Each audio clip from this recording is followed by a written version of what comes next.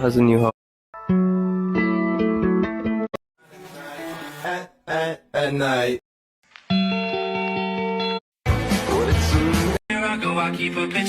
Jamie, if you do not sit... I'm in Bangalore. We listen and we don't judge. So listen, you were probably scrolling through Instagram at some point of the day today. Maybe to watch a dance reel? Somebody's watching me, it's my anxiety. Or to get some news or information.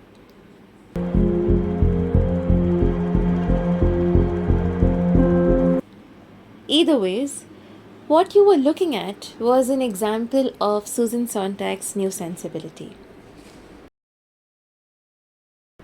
Confused? Valid, to be honest. One Culture and the New Sensibility was an essay that Susan Sontag wrote in 1965.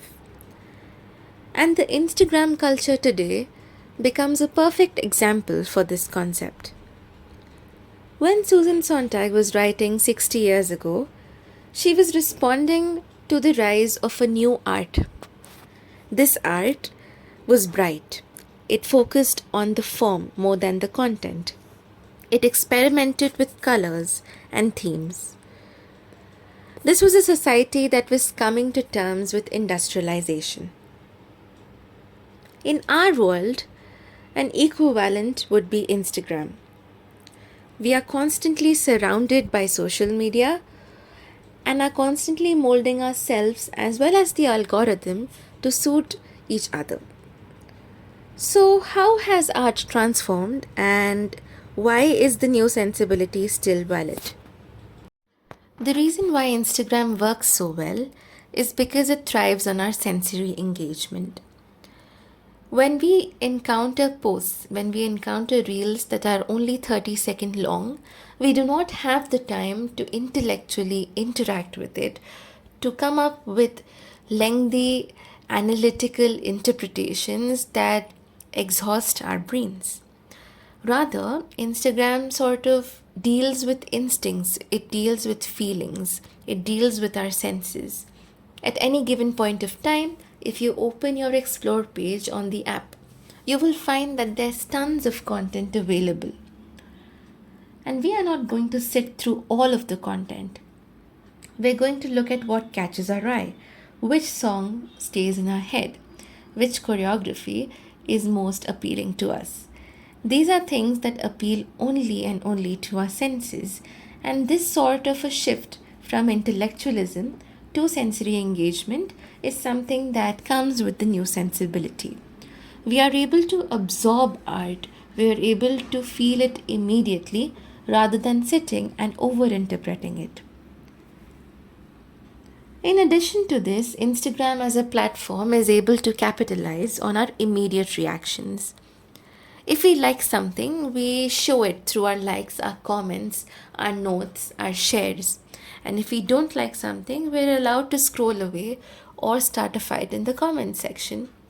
This sort of immediate acceptance and rejection is something that owes to Instagram's success.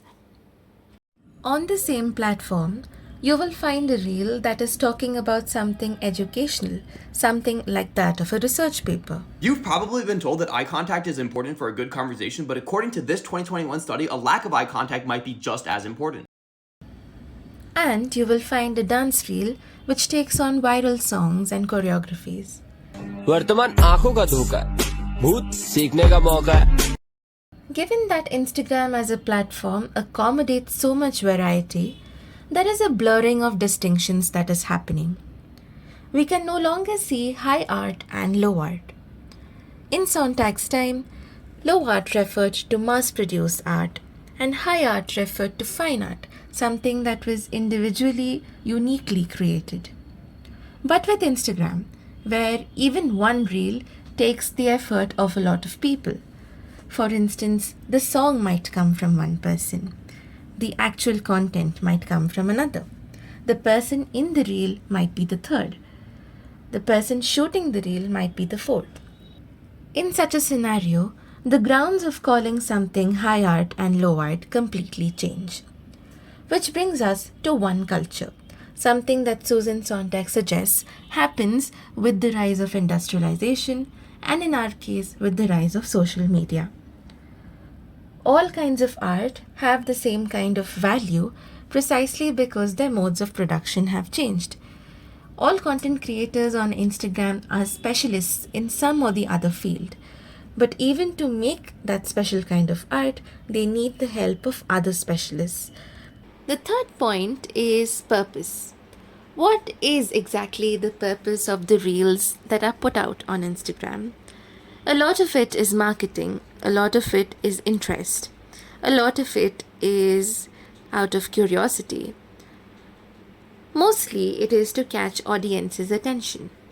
You will see a variety of content. It can range from entertainment to education to facts to brain rot, but in the end, all of them use the same form. They use the reel format or the post format or the story format, and in the end, they're all ending in the same trends, in the same music. What this means is that the purpose of art is no longer to provide education or moral lessons. It can just be pleasure. It can just be to grab attention. And this is something that comes with the new sensibility. The new sensibility focuses on the pleasure of art rather than the moral purpose of art. Which is to say that a reel that is educating somebody about something moral will also work out on Instagram. But a reel that is just made for fun is also going to gain the same kind of attention. The fourth idea then is of accessibility.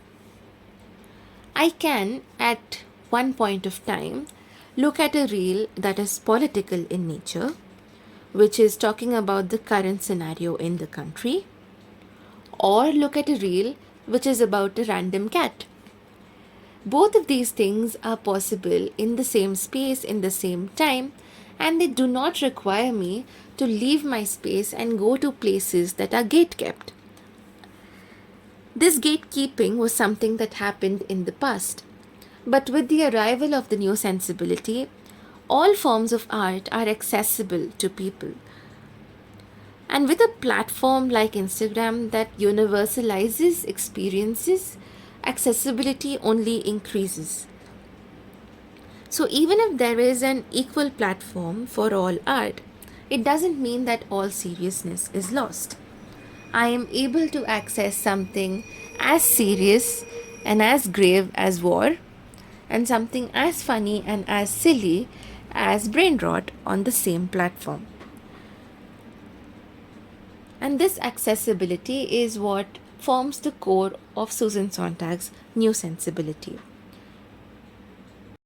So all of these factors sort of point out how Instagram or social media is broadly very similar to the contemporary art of the 1960s.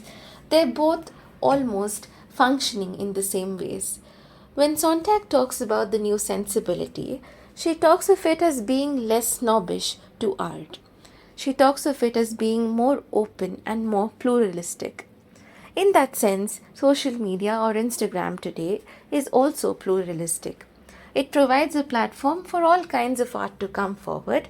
Of course, the rest is based on the audience's decision whether they choose to engage with it or not. In that sense, then, Instagram is able to revolutionize forms of production of art and affect multiple spheres that exist today. So much has changed with the arrival of just one social media platform over the years. If we read Susan Sontag's essay out of context, it may sound contradictory, it may become very overwhelming, it can be frustrating to read and understand the essay, but in context of something like social media in today's time and how it functions for us as audiences, Susan Sontag's essay begins to make more sense. So keep scrolling and keep thinking, because if you don't think, you may feel like Kaleja chash ni or full fry. I don't know how